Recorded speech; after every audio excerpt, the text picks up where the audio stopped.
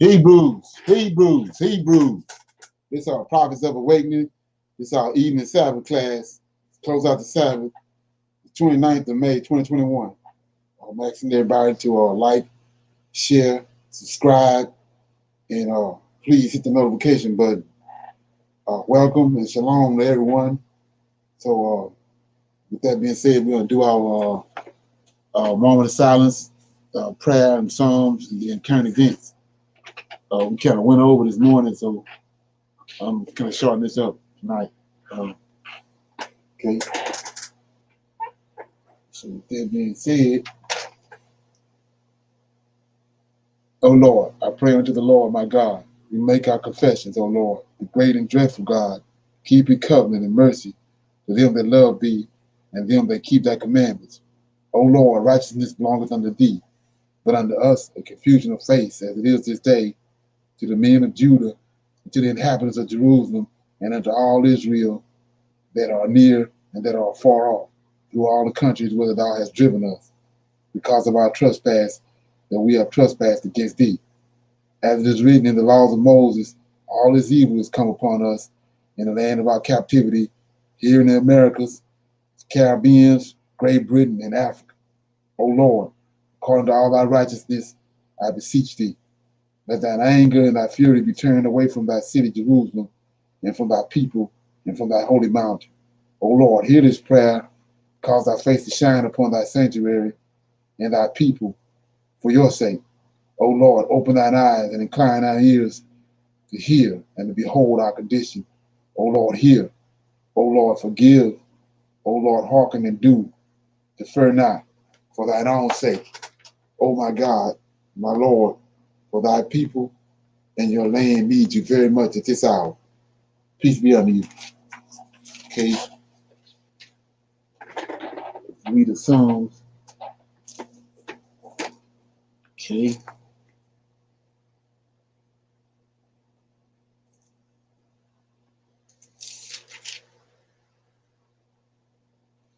When we read Psalm 50, it's God is a judge. It's a song by Asaph. The mighty God, even the Lord, hath spoken and called the earth from the rising of the sun unto the going down thereof. Out of Zion, the perfection of beauty, God hath shined. Our God shall come and shall not keep silent. A fire shall devour before him, and it shall be very tempestuous round about him. He shall call to the heavens from above and to the earth that he may judge his people. Gather my saints together unto me, those that have made a covenant with me by sacrifice, and the heavens shall be declared his righteousness. For God is the judge himself. Selah, hear, O my people, and I will speak, O Israel, and I will testify against thee. I am God, even thy God. I will not reprove thee for thy sacrifices or thy burnt offerings, to have been continuously before me. I will take no bullock out of thy house, nor he goat out of thy fold. For every beast of the forest is mine, and the cattle upon 1,000 hills. I know all the fowls of the mountains, and the wild beasts of the field are mine. If I were hungry, I would not tell thee, for the world is mine, and the fullness thereof. Will I eat the flesh of bulls, or drink the blood of goats? Offer unto God thanksgiving, and pay thy vows unto the Most High. And call upon me in the day of trouble. I will deliver thee, and thou shalt glorify me. But unto the wicked, God saith, what hast thou to do with the do to declare my statutes, or that thou shouldest take my covenant in thy mouth, seeing thou hatest instructions, and castest my word behind thee, and thou sawest a thief, then thou consented with him, and has been partaker with adulterers. Thou givest thy mouth to evil, and thy tongue frameth deceit. Thou sittest and speakest against thy brother. Thou slanderest thine own mother's son. These things hast thou done, and I kept silent. Thou thoughtest that I was altogether such as one as thyself, but I will reprove thee, and set them in order before thine eyes.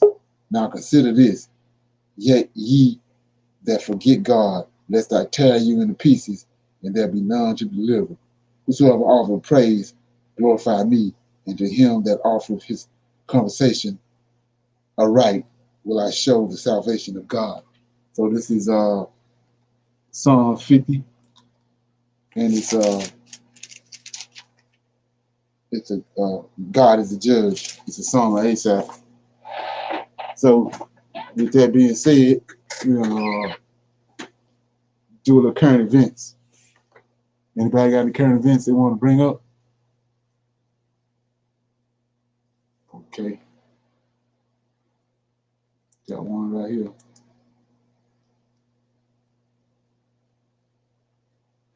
This is I was showing you about all the volcanoes been happening. It's another one right here. Uh, it's all to get people's mind right here. Let's see.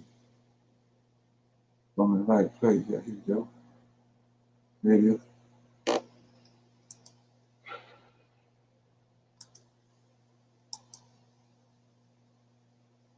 Okay, that's a mind-blowing volcano footage erupting in Iceland. Okay, let me get out of there.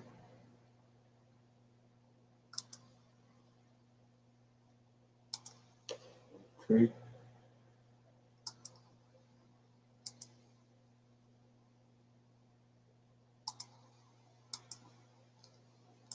Okay. This right here is I've been noticing over the last probably 3 weeks, 2 weeks for sure, how all this stuff coming up about Tulsa and the Black Wall Street. So we go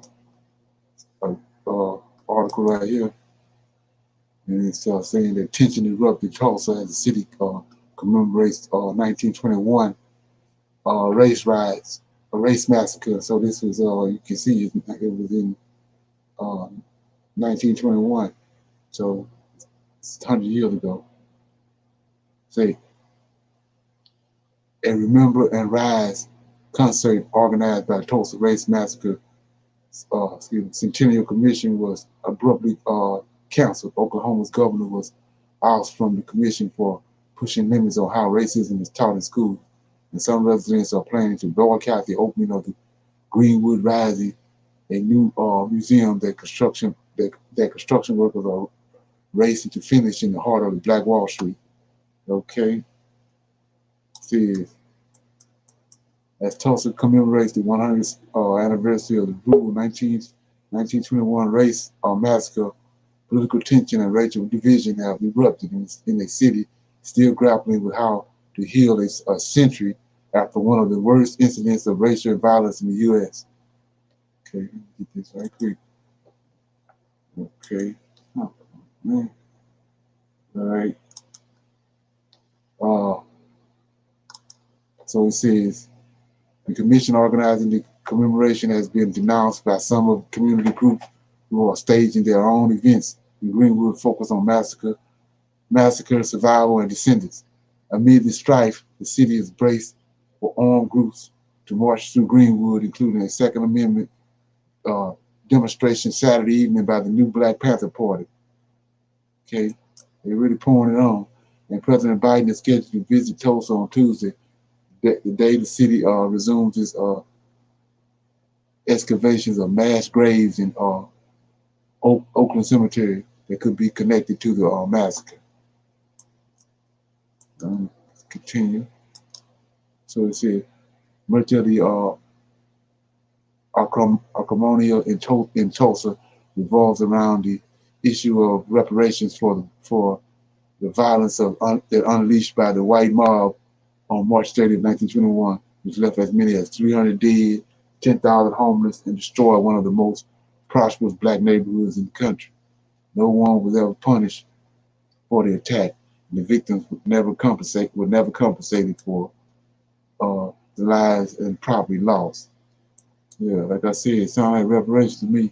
Say the Centennial Commission, chaired by the state Senator Kevin Matthews, raised $30 million for the commemoration, the construction of the Greenwood Rising, and other projects. One of the most highly anticipated events of a Remember and Rise gathering of the Memorial Day on the field which featured a performance by John Legend and a keynote speech by voting rights activist Stacey Abrams. Okay, it says on Thursday the concert was suddenly canceled due to unexpected circumstances with entertainers and speakers.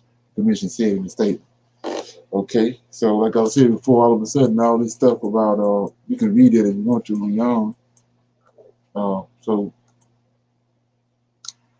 like I said, tension erupts in Tulsa.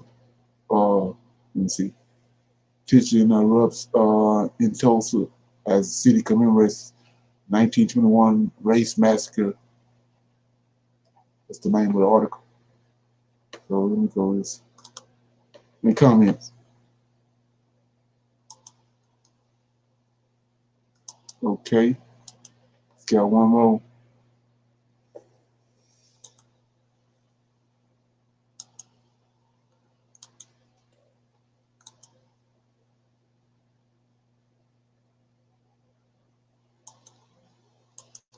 This right here is it says Tulsa Race Massacre, 100 years later, why it happened and why it's still relevant today. Just decades after slavery in the United States left Black Americans in an economic and social deficit, one bright spot stood out is in Tulsa, Oklahoma. Its Greenwood district, known as the Black Wall Street, where Black businesses, leaders, homeowners, and civic leaders stride. But 100 years ago, on May 31st, 1921, and into the next day, a white mob destroyed that district in what experts call the single most horrific incident in racial terrorism since slavery. So, like I say, when I read that right there, it's crazy because, I mean, you're trying to push a little meager Asian American agenda when you're not acknowledging this right here. And you're saying it yourself that 100 years ago, May 31st, 1921, and into the next day, a white mob destroyed that district in what experts call the single most horrific incident of racial terrorism since slavery. And there's some, but you trying to push the Asian American agenda that just popped up all of a sudden out of nowhere, which is meager compared to what happened right here. An estimated 300 people were killed within the district, 35 square blocks. Come on, burning to the ground more than 1,200 homes, at least 60 businesses, dozens of churches, a school, and a hospital, and a public library, according to the report issued by the. Come on. It says an estimated 300 people were killed within the district, 35 square miles. See this? Look out there. Look like a war zone.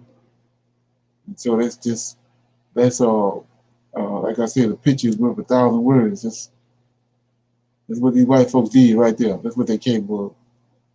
See that?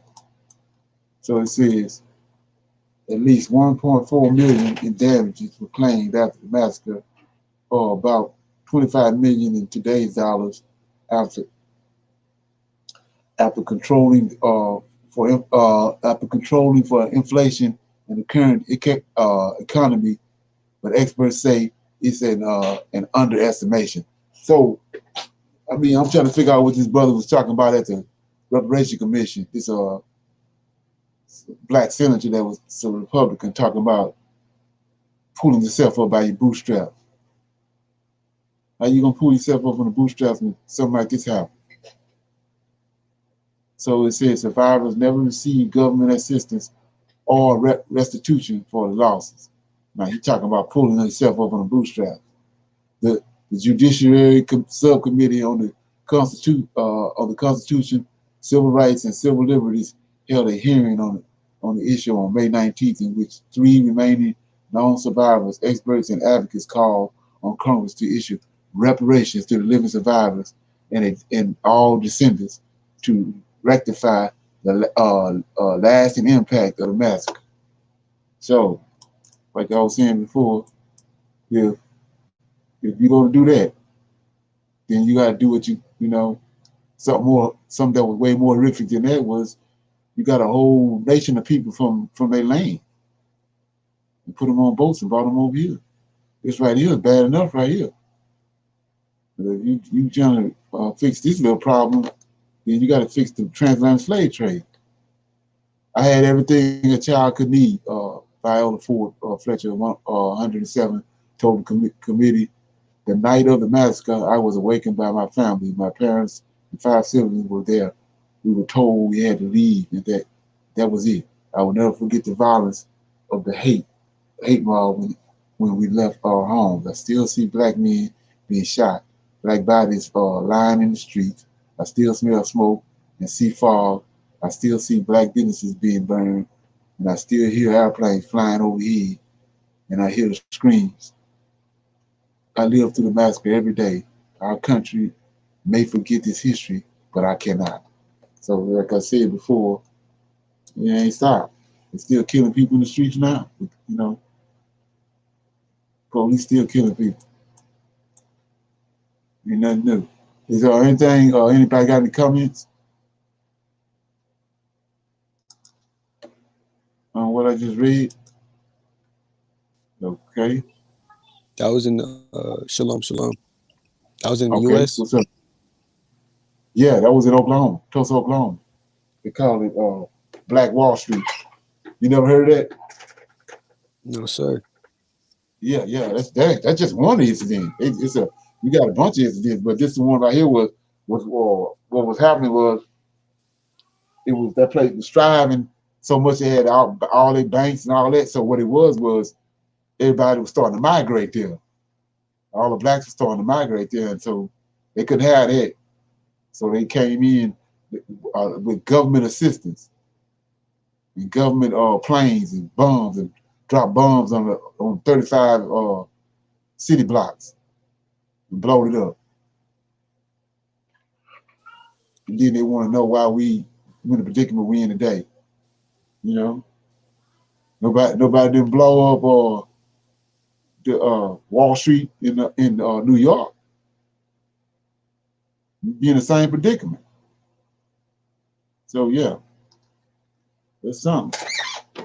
And then you talk about those so-called Edomite Jews that's over there, and people talk about the progress they done made. Yeah, you sending them $200-300 million a year to put in their coffers. So I'll be striving too. Try to give us $25 million a year and see what happens. Okay. Yeah. So with that being said, I was gonna play this right here. The name of it is let me get it. It's saying why is Africa still struggling? Let me see. So Dr. Arcana, when they play, then some of it you will talk about it. They had a webinar, whatever it was yesterday. Of the Africa we want is our responsibility and ours alone. And for us to accomplish that, it starts with knowledge. I have thoroughly enjoyed all the conversations that we hold on the platforms, all the information that you have shared. Okay. Continue the good work. We need it. Our children need it. It is what it is going to take for us to move our Africa forward. It's through the knowledge that we can heal ourselves from the legacy of slavery and the legacy of colonization. I have been asked today to speak to the collaborations that are so necessary, collaborations between Africans on the continent and Africans in the diaspora.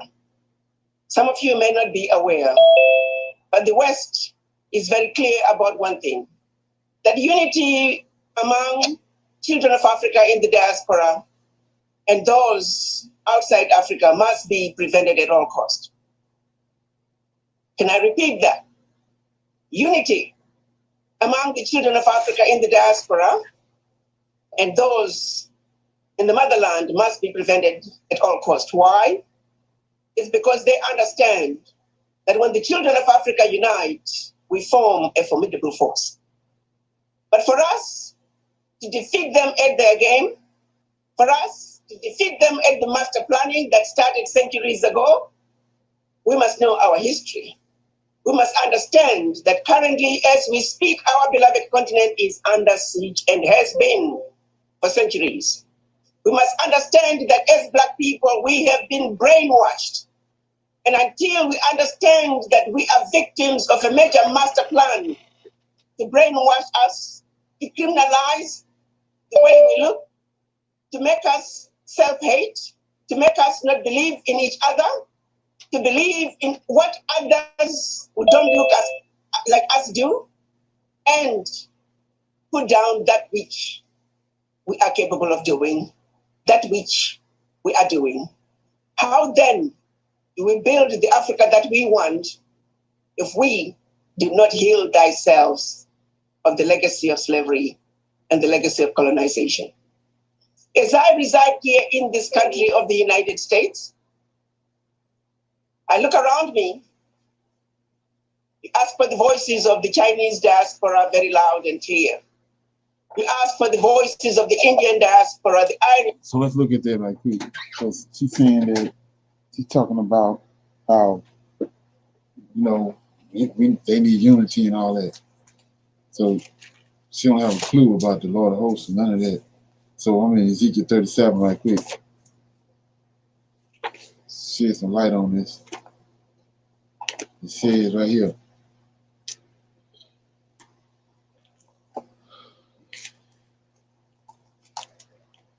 In Ezekiel 37, it says, 37, I'm in verse, start at verse 15, it says, the word of the Lord came again unto me. So this is the Lord of hosts talking to Ezekiel.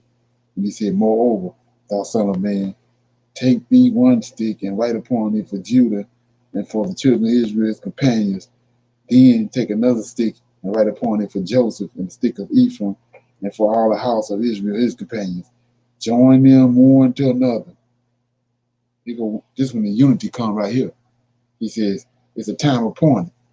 And join them one to another into one stick, and they shall become one in thine hand.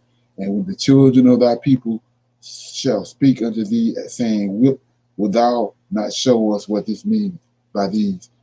Say unto them, thus saith the Lord God, behold, I will take the stick of Joseph, which is in the hand of Ephraim, and the tribes of Israel, his fellows, and will put them with him, even with the stick of Judah, and make them one stick, and they shall be worn in my hand, and the sticks whereupon thou writest shall be in thy hand before their eyes. Say unto them, thus saith the Lord God, behold, I will take the children of Israel from among the heathen, whither they be gone, gather them on every side, and bring them into their own land. So she and her comrades trying to do what the Most High said he gonna do. 22, I will make them one nation in the land upon the mountains of Israel. One king shall be king over them all, and they shall no more be two nations, neither shall they be divided into two kingdoms anymore at all. Neither shall they defile themselves. She's talking about us getting our act together and cleaning ourselves up. Neither shall they defile themselves anymore with their idols, nor with their detestable things, nor with any of their transgressions, but I will save them out of all their dwelling places wherein they have sinned. I will cleanse them, so shall they be my people, and I will be their God. So she all out of whack because she trying to do what our Redeemer, the Lord of Hosts, said he's gonna do. She trying to manifest it. They trying to manifest it. Okay? Diaspora, German Americans, Italian Americans, Jewish Americans, their voices are all very loud and clear because they understand their strength is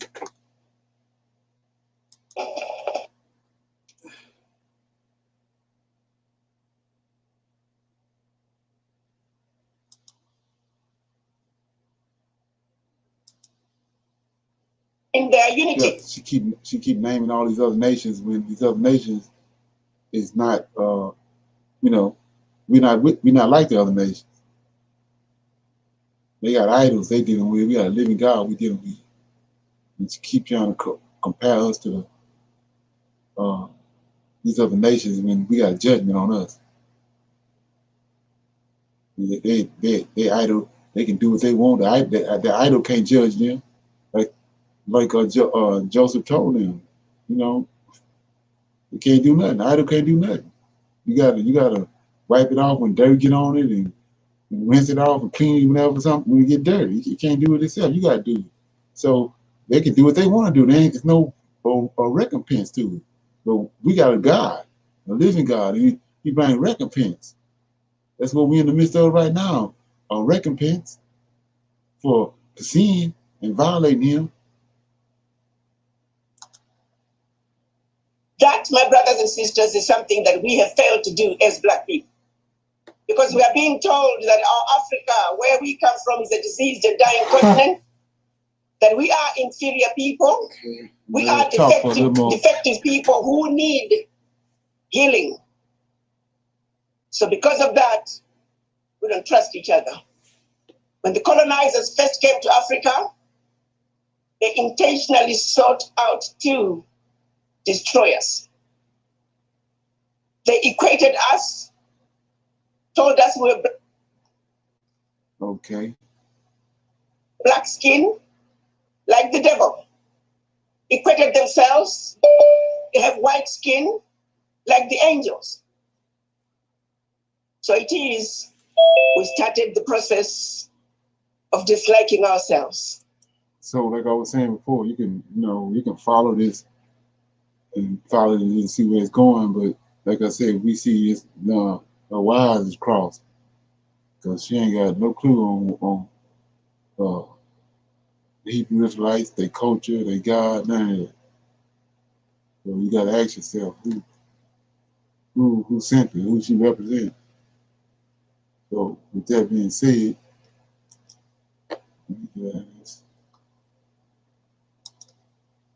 okay. So anybody got any comments on that?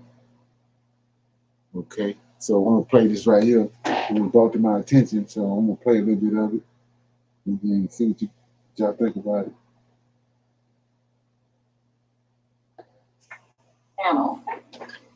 Now there is a sharp rebuke coming out of India. This rebuke is so... Okay, hold on 1 minute. Let me see what the Truth Seeker is talking about. It says there was one in Durham, North Carolina in 1930s, also Rosewood. That's what mean. He said, I was telling him it's like it's a dozen or so situations happened in America over the last 200 years or so, where they blowed up and burned up communities that Black folks were reducing. Because of the reason they're doing that is because we don't want to be amongst him. And so we find out somewhere where Black folks are progressing, everybody start migrating there. And so they don't want that. So they'll come in, like I said, the government itself. And so you shouldn't be surprised, like I was talking about this morning with the so-called, they've been voted in. It's supposed to be righteous politicians. You had an insurrection on January 6th, but you trying to vote not to have a investigation on it. You don't want the truth to come out about it. But you politicians, you've been voted in. And you know, they protesting, but that ain't worth protesting about. That ain't worth coming into the streets about. That's wicked as hell. Okay? Here we go. Sharp that it's almost embarrassing for America. This woman, she literally breaks it down and she brings what they call receipts or proof of what she is saying. She's calling America out. She is basically saying, how dare you try to police the world concerning how it is treating citizens or what's happening to people in other countries and at the hands of whom? She's basically telling America that you have no moral authority or right to say anything to any other country about how citizens are being treated. Her rebuke was so tripped out that I'm sitting here like, this woman did her research. Let me show you some headlines. The US has asked India to engage minorities on CAA and FCRA. The US is introducing a bill to probe whether Myanmar's attacks on Rohingyas constitute genocide. The US says Pakistan's attacks on minorities are hampering religious freedom. The US criticizes Turkey for restricting the rights of minority groups. The US calls out Beijing for suppressing Christians, Uyghur Muslims, and Tibetan Buddhists. The US tags Russia as a country of particular concern. There are also Vietnam, Eritrea, Iran, Nigeria, North Korea, Pakistan, Saudi Arabia, Tajikistan, and Turkmenistan, all countries of particular concern. And this happens every year.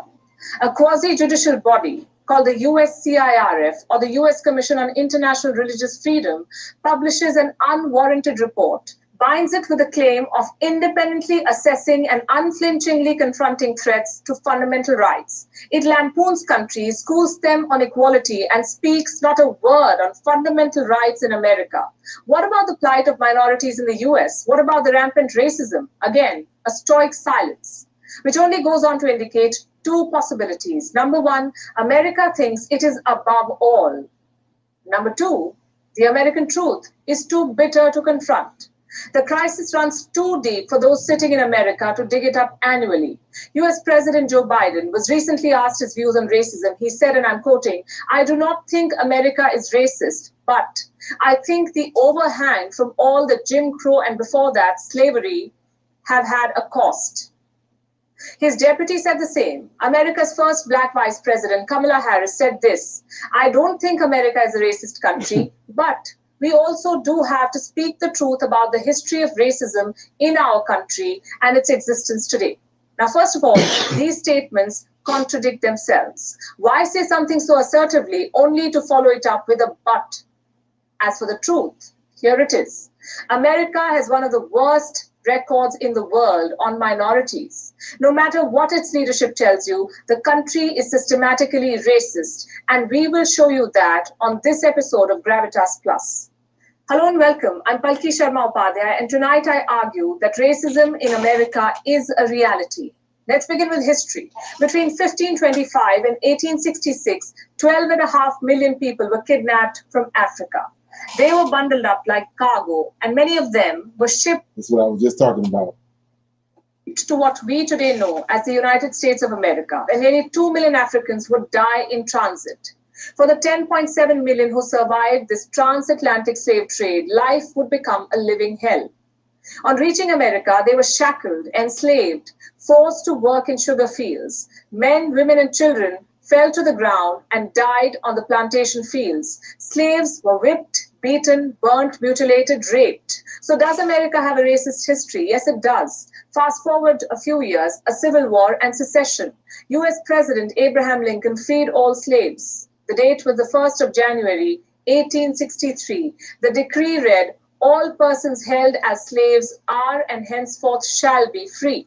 2 years later, on June 19, 1865, Union General Gordon Granger told the slaves of Galveston, Texas, that they were officially free.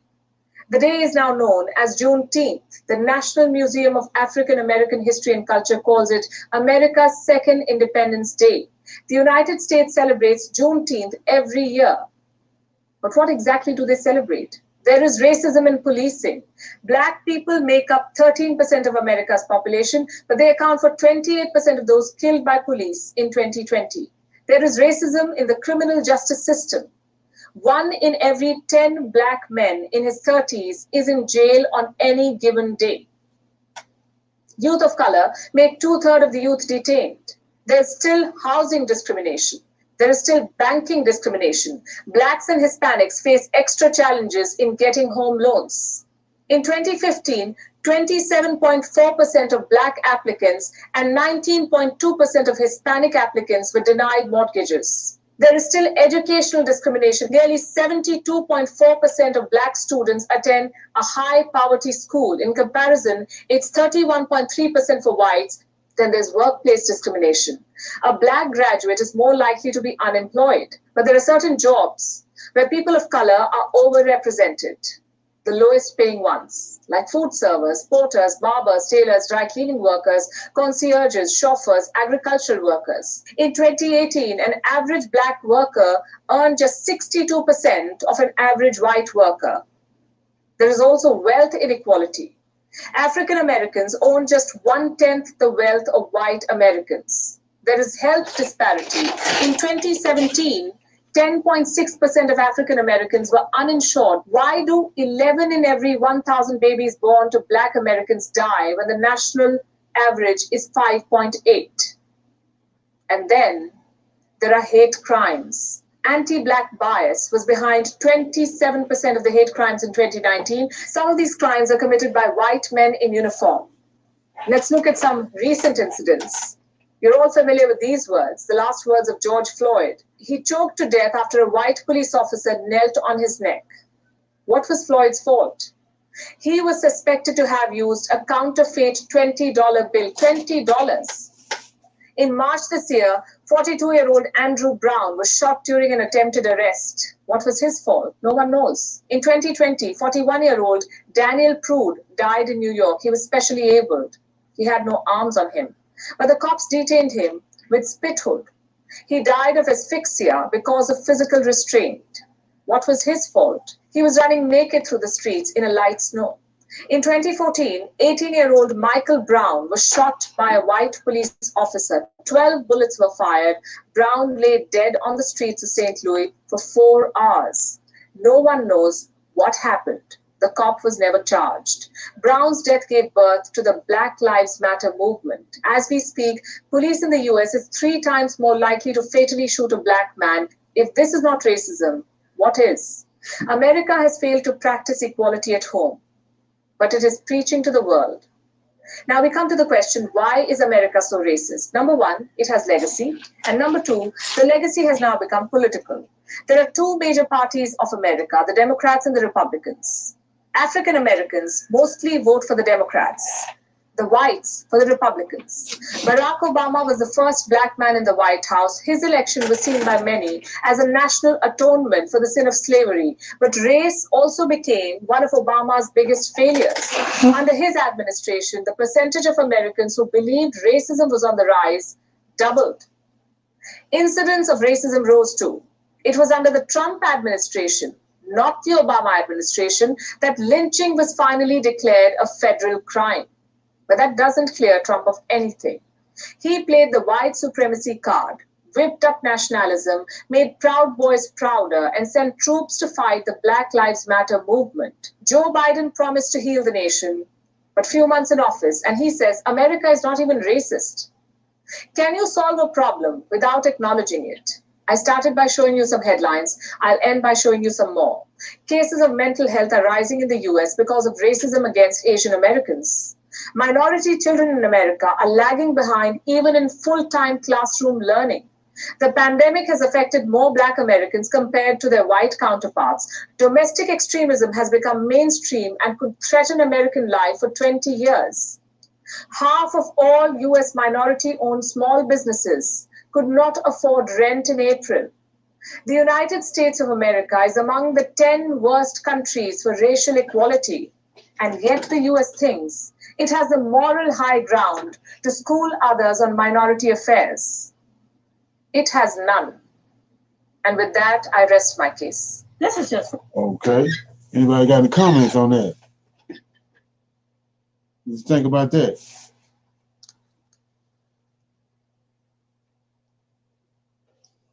No comment? Okay. Okay, let me see where I'm at. Yeah, so like I was saying before, that's the thing I keep on proclaiming over and over again, how people allowing them to get away with this because they keep on, you got no right to stand up and say nothing about what nobody doing nowhere until you rectify the situation and what you've done to African Americans here in America and for the last 400 years. You ain't got no grounds to go and tell nobody nothing. Even the judiciary system, you can't, come on. With everything you got going on, it ain't been fixed, but you steady trying to proclaim this and proclaim that and try to act as if you such a, like the woman was saying, like you're on some kind of moral high ground when you're at the bottom of the food chain. When it comes to being human and being and doing what's right as far as humanity, you're at the bottom of the food chain. You can't, you have no rights to just say, do nothing about nothing. You know what I'm saying? So, based on Monday night, Wednesday night, and last night, I was asking everybody there in the comments or questions about anything that they came across, so they didn't understand or they wanted to shine a light on it. Now's the time. We close to 45 minutes, almost an hour. I wasn't gonna be on here that long tonight. Anybody got anything they want to bring up, or they wanted to say explain, or they wanted to comment on?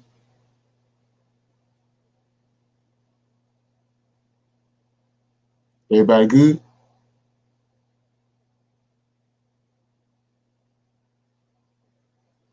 No feedback. Okay.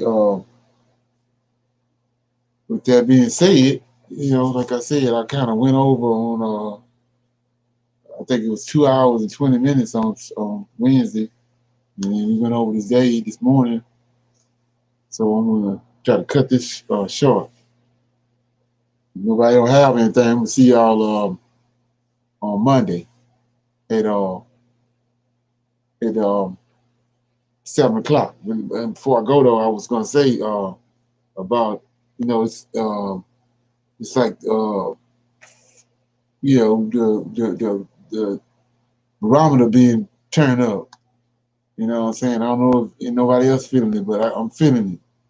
And so I'm kind of trying, even if I get a little heated up, it's all because I'm, that's what the Most High did with me. So with that being said,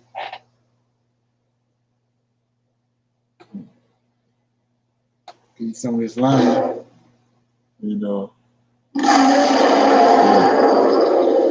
I'll see y'all on Monday at 7 o'clock. Shalom. Shalom, everybody.